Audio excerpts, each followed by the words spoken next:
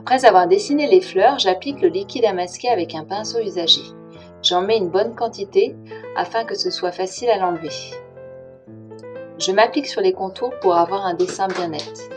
Une fois sec, j'applique de l'eau et les premiers lavis, donc je commence par un jaune transparent, ensuite des nuances de vert. Ce sont des verts obtenus à partir de mélanges de jaune transparent et de bleu Winsor. J'incline le papier afin d'avoir de beaux fondus, puis je projette des gouttes de couleur pour donner un peu plus de contraste et de texture. Une fois le papier sec, j'enlève le drawing gum. Je dessine avec le pinceau traceur les rainures des fleurs. Ça me permet de donner du graphisme sur papier sec. Car les fleurs étant blanches, je ne pourrai pas après avoir ce rendu dans l'humidité, un rendu que je veux assez net. Je tourne le papier au fur et à mesure pour être à l'aise dans le tracé de mes lignes. Je vais commencer à travailler dans l'humide, donc je vais humidifier pétale par pétale, en prenant bien soin de ne pas dépasser, car la couleur va aller jusqu'à la bordure de l'eau. Je dépose du gris de pen avec un pinceau en martre assez fin, pour commencer à donner du relief aux pétales. J'utilise ensuite une pointe en métal pour creuser dans le papier le pigment, ce qui permet de donner des détails très fins. Je dépose du gris de pen plus soutenu, ce qui va renforcer la profondeur de la fleur. Donc c'est toujours le même travail, j'utilise à la fois un pinceau pour déposer la couleur, ensuite je tire cette couleur dans l'humidité et puis je donne du graphisme avec la pointe en métal. Je fais ça sur chaque pétale.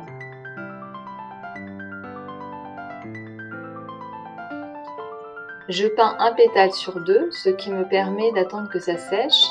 Une fois que c'est sec, je peux humidifier le pétale qui est intermédiaire entre les deux déjà peints.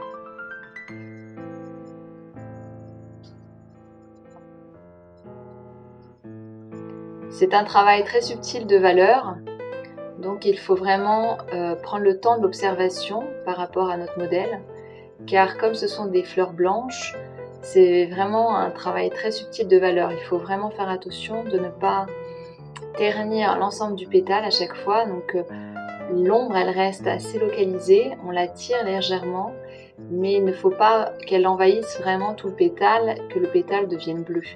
C'est pas le but. Il faut garder cette blancheur du papier et c'est ça, on va dire, la complexité de travailler les fleurs blanches.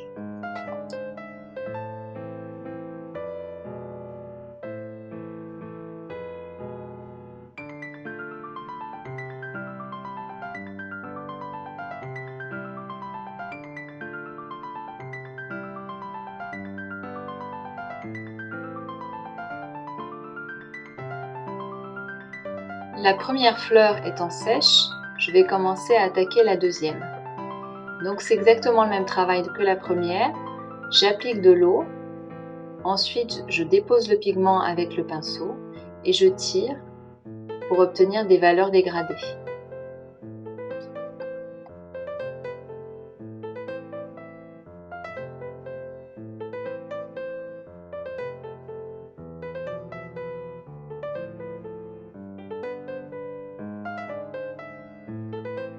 Ce qui est important de savoir quand on travaille comme ça dans l'humide, c'est de savoir à quel moment on dépose la couleur et quelle est la dilution de notre couleur lorsqu'on va la déposer sur le papier.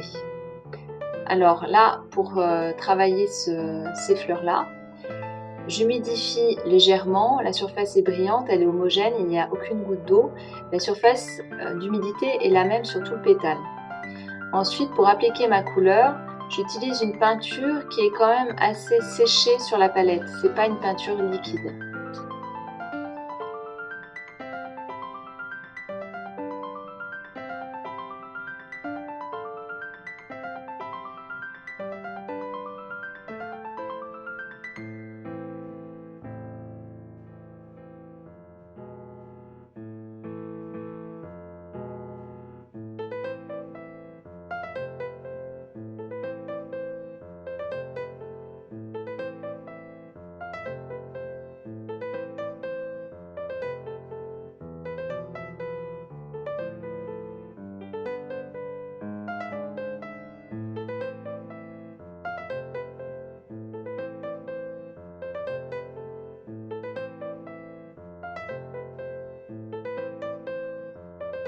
J'applique maintenant du jaune transparent pour travailler le bouton de la fleur.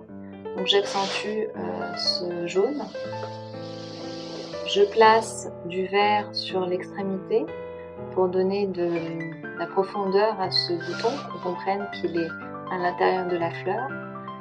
Ça accentue donc la profondeur.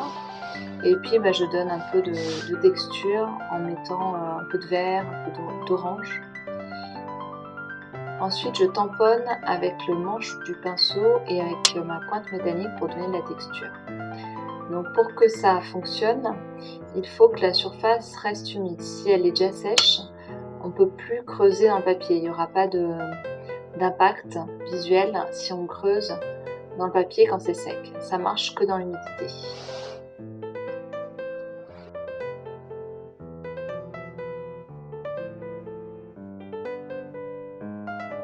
Je donne du détail à l'intérieur de ma fleur, donc en apportant les jaunes, des pistils.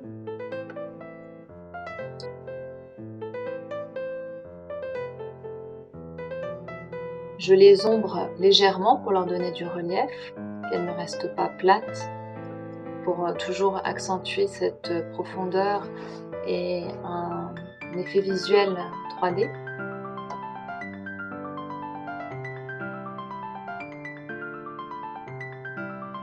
Donc j'attaque l'intérieur de la fleur, donc les petites pétales qui sont centrales.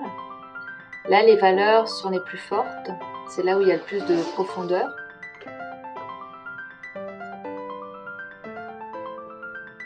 Donc j'utilise le gris de pen tel que, pur, et je tire toujours ma couleur, en gardant bien les blancs du papier. Ensuite, j'accentue également sur les pétales extérieurs les valeurs qui me manquent, voilà, pour accentuer vraiment le volume de ma fleur.